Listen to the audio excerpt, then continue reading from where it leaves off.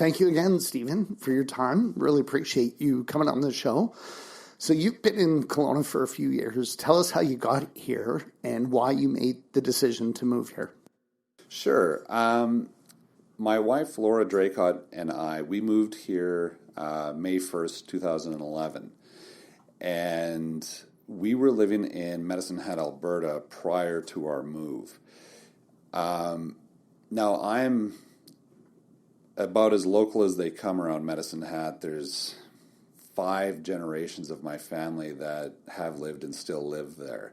Laura, she was born in Hamilton, was raised in Calgary, and we had met in Medicine Hat from her previous life.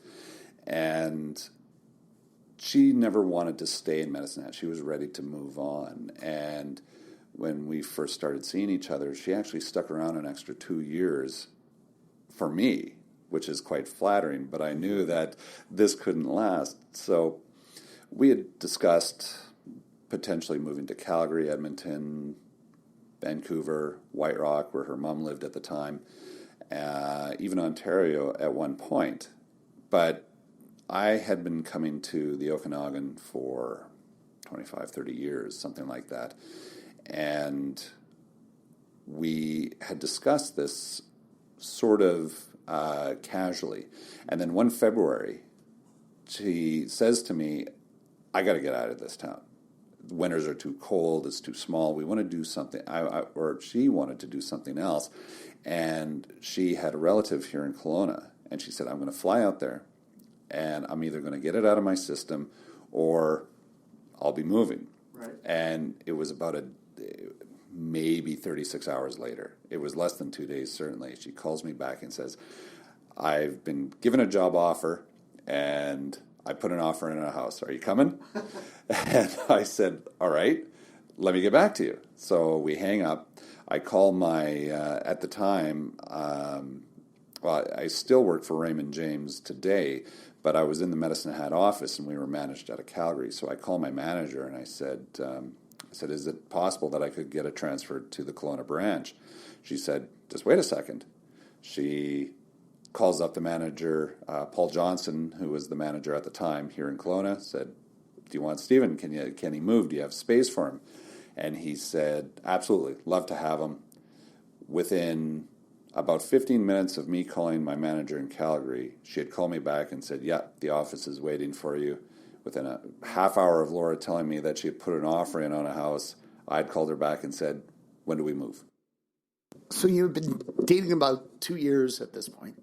And did you live together in Medicine Hat? Yes, we did.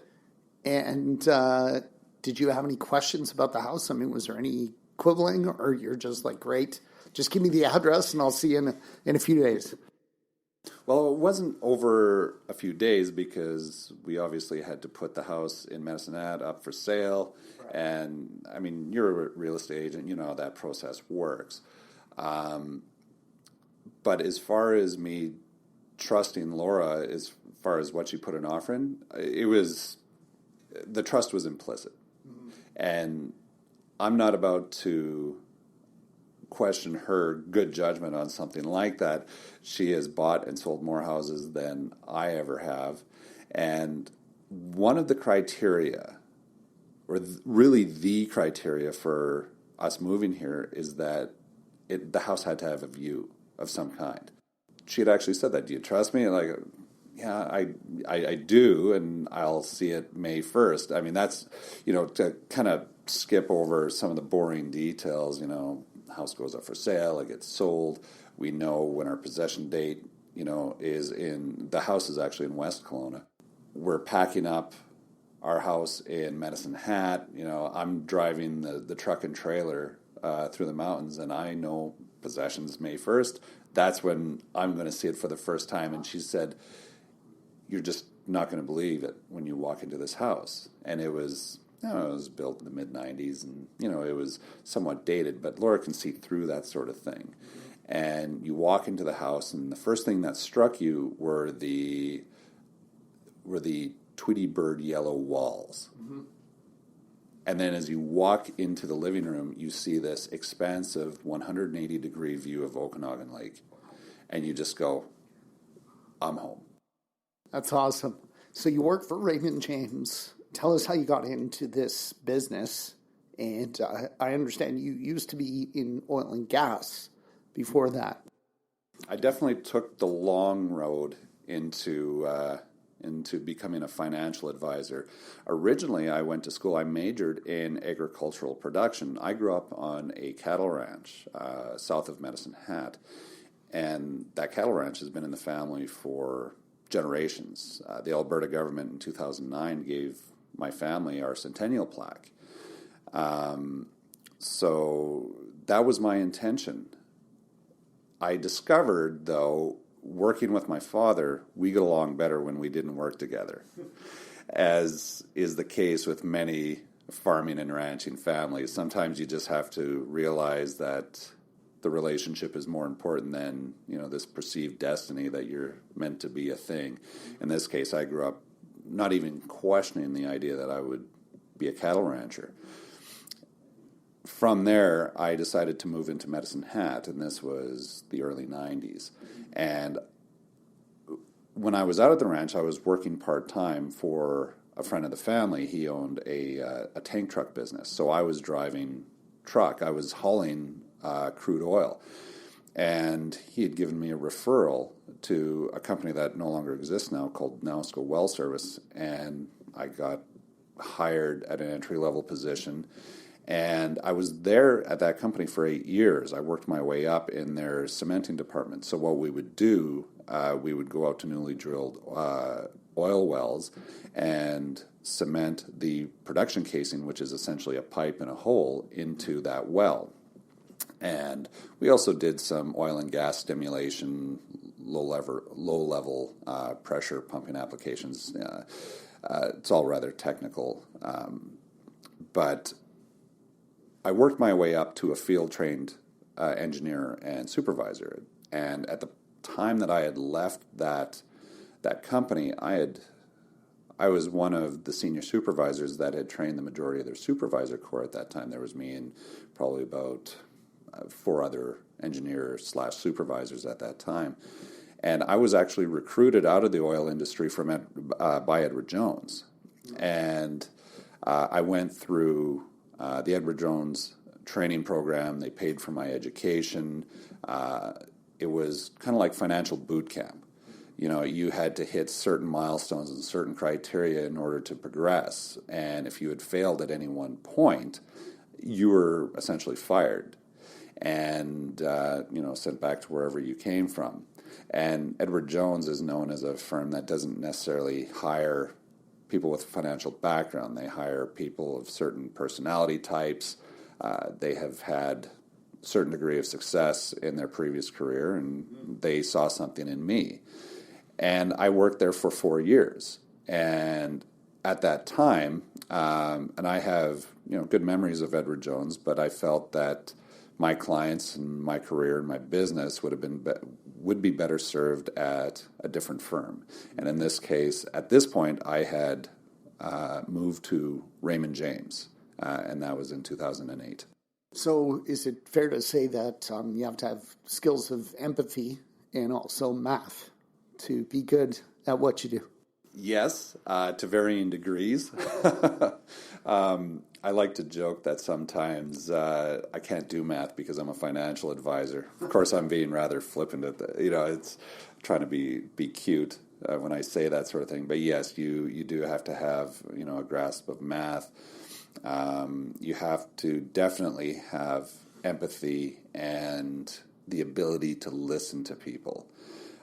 A lot of times, what people say and what they mean isn't always the same thing. And it's not that they're trying to be purposefully misleading. Sometimes they just don't know how to communicate or articulate what they want. So having listening skills is highly important. I was taught this by a mentor many years ago. I'm a financial advisor now for 15 years, so I've been doing it a fair amount of time now. But I remember one of my mentors always said, if you're talking more than the client, you're not doing them any service. You really have to stop, listen to what they say and try and understand what they mean, and follow up with a lot of open-ended questions. And through that dialogue, you will help them understand what they are trying to accomplish, because sometimes you have to help define that for a client.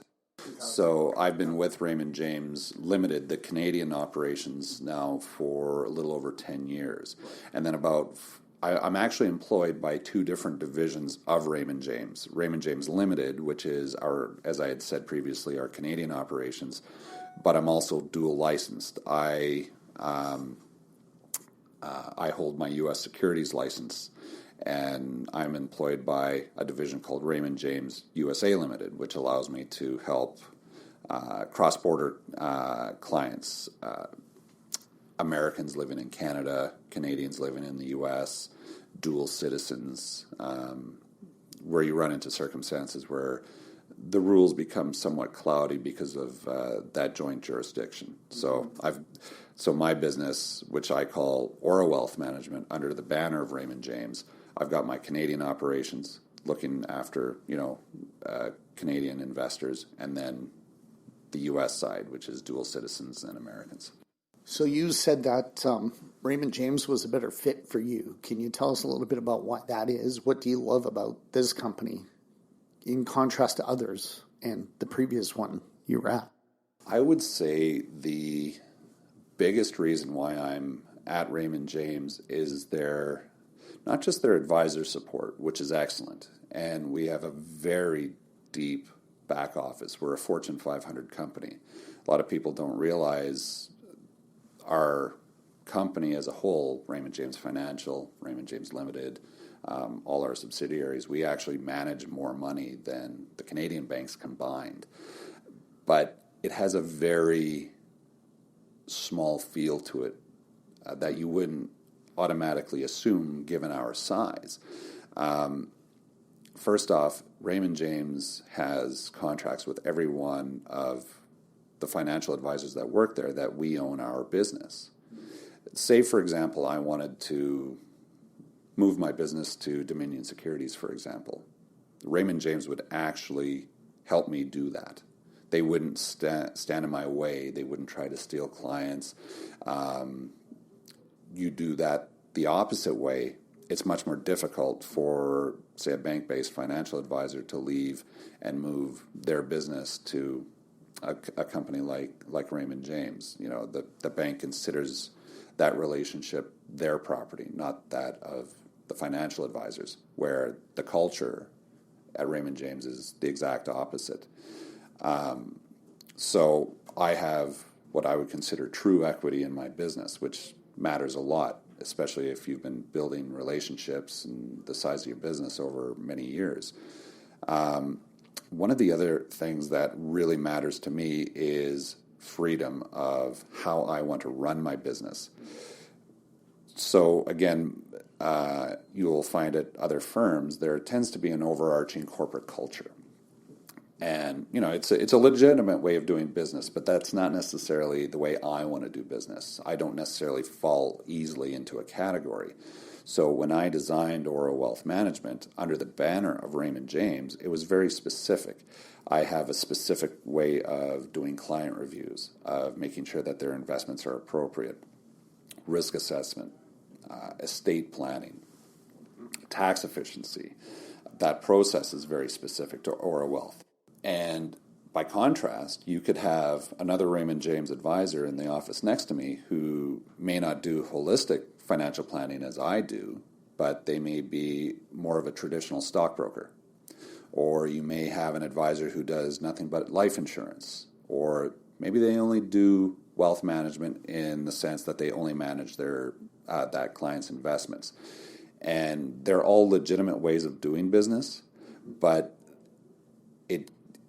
the firm allows that freedom to design that. The firm is there to help run your business and to give compliance oversight, to help with research, and to basically facilitate the way you want to run your business. And it's a great environment. It's one of those corporations that has, I like to say that the corporate culture is that there is none. You get to define it for yourself, which is very nice.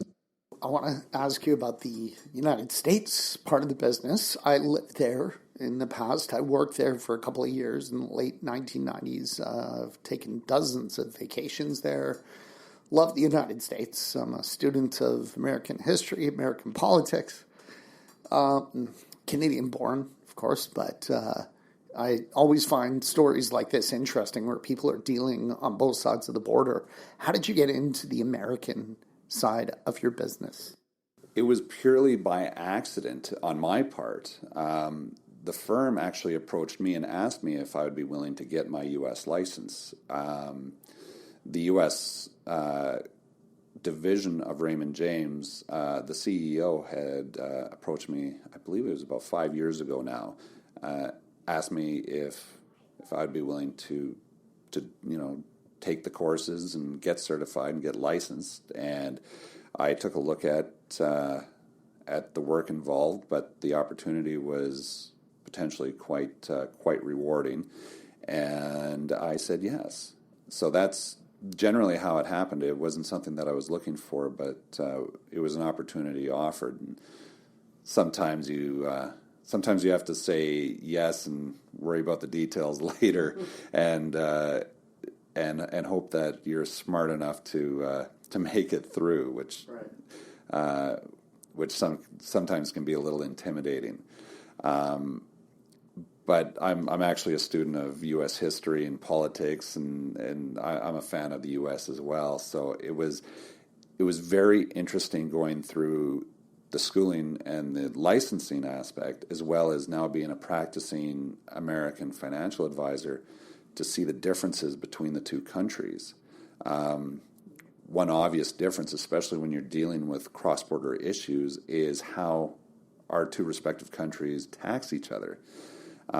Which is why cross-border investing, cross-border financial planning, cross-border taxation is so confusing. Canadians, like most Western democratic nations, tax based on residency. But that's not the case with the United States. They tax based on your citizenship. So it doesn't matter if you're an American citizen living in Australia, you are still subject to the IRS. Whereas if you're a Canadian living in Australia, you may still have to, submit your tax forms to the CRA, but you may not owe any tax because the money wasn't made here in Canada. Now, I'm grossly simplifying the situation. There's nuance and rules, and then there are rules on top of the rules, which is why whenever I sit down with an American living in Canada or a Canadian living down south or dual citizen, you encourage them to be patient, because you just never know what you may uncover as you start going down that rabbit hole. So I want to make sure that anybody who's listening knows that I'm simplifying a lot just for the purposes of this conversation. Give us your sense of the current state of the Canadian economy and the American economy, and then the two connected as it pertains to NAFTA and the negotiations that are happening right now. What is your sense? My sense of it, and I'm not in your field, is that the U.S. economy is quite strong right now, and the Canadian economy is a little bit weaker. But I'm sure you have a lot more insight than I would on that topic. Your general feeling is, I would consider that correct. I would say that the Canadian economy is weaker in relation to the U.S. economy, but that's not to imply that we're suffering necessarily.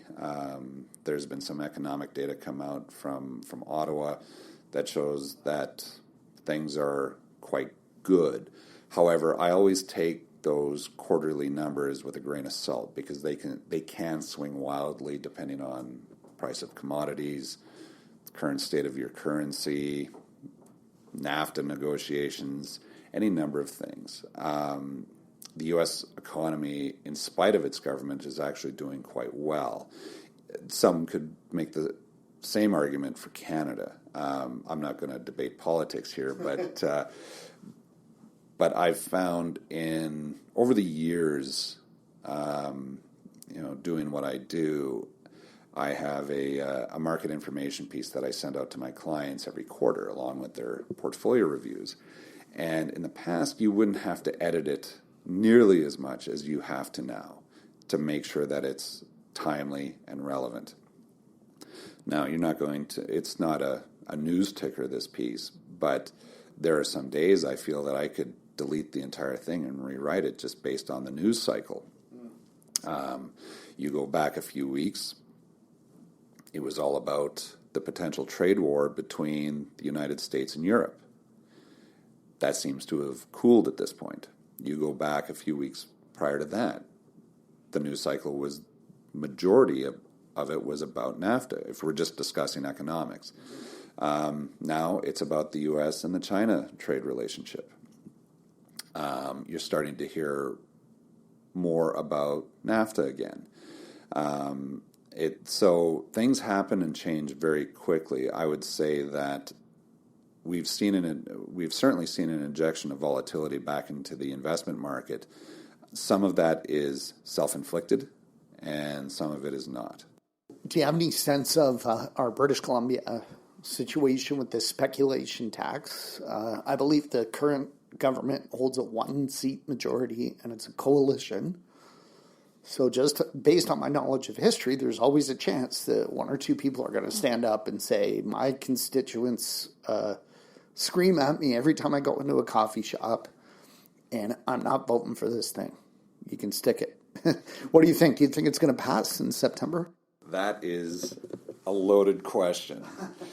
Honestly, at this point, and I'm not trying to be, I'm not trying to dodge the question, and I will give my opinion, but I'm going to kind of lead up to that. So generally, when you're obviously in and I don't, I have to be careful. I'm not a political scientist by any means, but in my experience, when you're in a minority government situation like this, you could see minority governments fall at any time, and when not even the party in power, is really controlling the potential of how this vote will go, it's hard to say. I'm going to suspect that it will likely pass, and whenever you have a change in government, you could possibly see it go away, depending on, for argument's sake, say the Liberals came into power the next time we have a provincial election. Any political party at their heart is pragmatic. They will look at it and say, well, we're making a lot of money here. Yeah, we may have promised we'll get rid of it, but there's just too much revenue being generated. That's a distinct possibility. Although, to your point, if you have enough voters and taxpayers yelling at you, you're going to go back to your party and say, I'm done being yelled at. So what kind of impact that's going to have on the BC economy, I'm going to say it's very difficult to say at this point. I think, and you'll probably see this more than I would, a reduction in home sales, certainly a reduction in second home sales, obviously. And anytime you inject uncertainty into any market, you're going to inject volatility and price weakness. Yeah. You see that in the stock market. You see that in the real estate market. That's just the nature of markets. I totally agree, and that's the feedback I'm getting from Alberta clients and Vancouver clients. I had a couple who own a vacation home here, and they say they can afford this tax, but they're pissed off about it, and they don't feel like the government really wants them here. Yeah. And they were going to make a third purchase, so a third home, because they've got a huge family in Calgary, and they love vacationing here, but they're going to wait. And it's not a question of being able to afford it, it's the uncertainty, right? And uncertainty also affects investors because we think, well, maybe prices are going to drop. I'm just going to wait and see what happens. So uncertainty is really bad. We saw that last year with the federal government when they had their proposed changes to corporate taxes on small businesses. Just in my, albeit admittedly small circle, compared to the greater economy and the greater population, I knew of at least $10 million that was parked, that was earmarked for investment. I'm not talking about the stock market. I'm talking about investment back into small business, back into either opening up a business, another business, or reinvestment back into their own business. And the federal government, after a fair amount of pressure was applied, came to the realization that you can't do something like that. So far, I don't think the BC government I don't think they've felt that kind of pressure yet.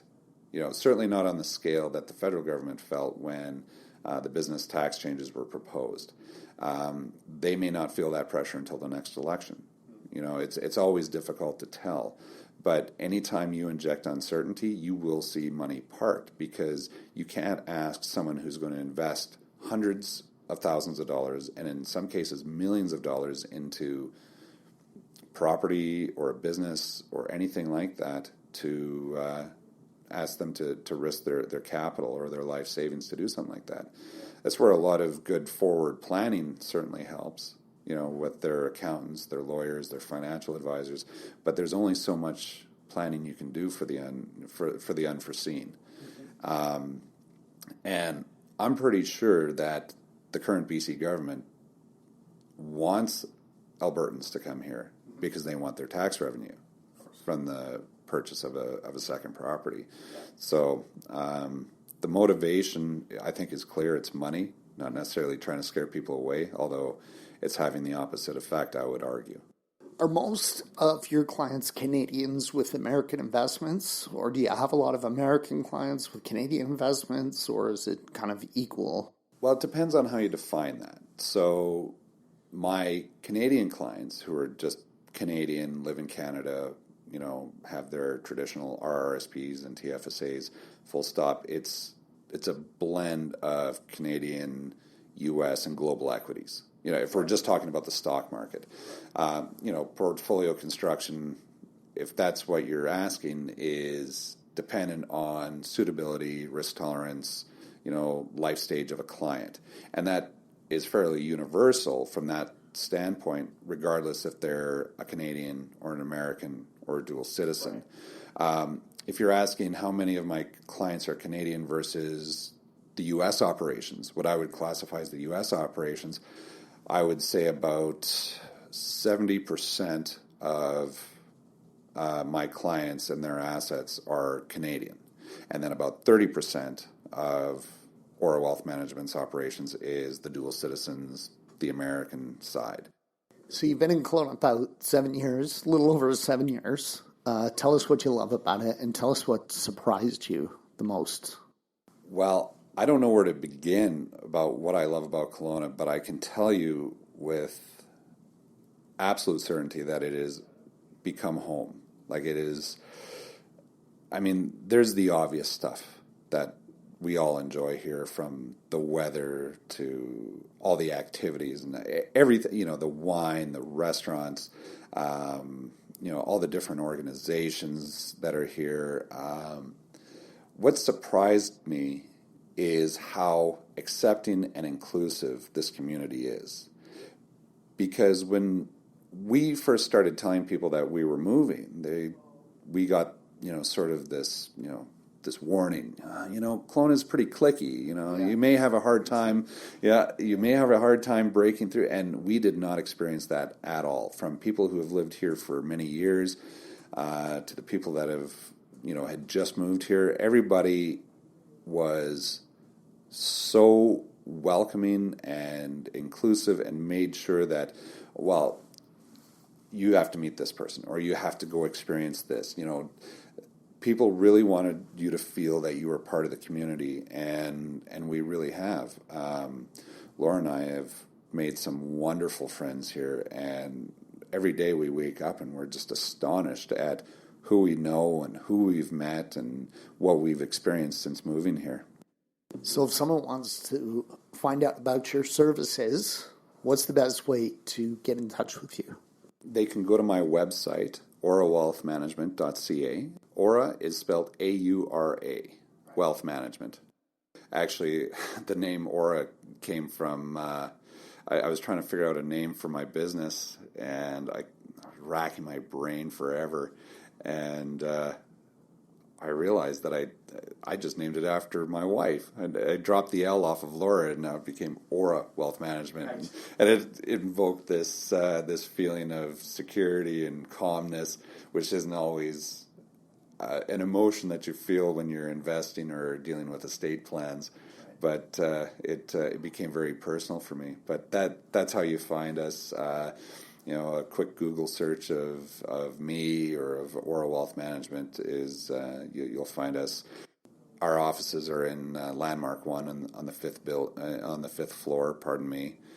I don't do any conventional advertising. What I try to do to get my name and Aura Wealth Management's name out there is to do charitable work. I'm one of the sponsors of the Red Dress event for the Heart and Stroke Foundation. I'm a sponsor and a supporter of Opera Kelowna. I'm a member of the West Kelowna Daybreak Rotary Club, and to smaller degrees other charities as well. But I think it's very important that if you're going to be a part of the community to try and give back, because Kelowna has really been good to Laura and I. So that's one of the ways that I try to be noticed and to be found. So who would you like to nominate, someone in Kelowna that you find to be a fascinating person and you would love to see come on the show in the future? I believe when we did this last time, I said I was going to cheat and give you two names. Perfect. And Cheryl Gillespie of Rockhouse Style, she's one of my best friends. I absolutely love her. She is absolutely fascinating. I mean, the stories that she could tell, you'll find out. I mean, Laura and I have really come to care a great deal about Cher, and she would be a very interesting person to talk to. And I would also like to recommend Camille Saltman. We've only known Camille and her husband David for a relatively short period of time, maybe 6 months, but we've grown very close with her and them as well. And as far as Camille is concerned, I wish I had an eighth of her CV, because extraordinarily accomplished. What doesn't she do? You know something? I am going to let you have that conversation, because she was involved in tech in San Diego. She was a CEO of a company, a number of companies. She is currently working with UBCO, their critical studies department. So there's lots there to talk to her about. Well, that's fantastic. Thank you so much for those nominations. There's so many great people in this city, and Cheryl is actually booked for tomorrow. Stephen, thank you so much for your time today, and hope to see you soon. Thank you very much, Luke. I enjoyed it a lot.